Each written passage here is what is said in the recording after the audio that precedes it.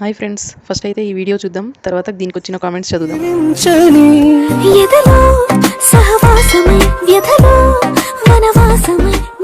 Start చేద్దాం. ఈ పచ్చడి కూడా ఆర్డర్ చేసుకోమని అంటారా ఏంటి? హ్యాపీ ఉగాది.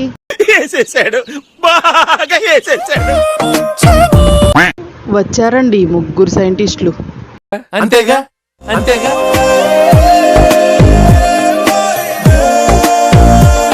ముగ్గురు కలిసి బాగా చేశారు కదా ఫ్రూట్ సలాడ్.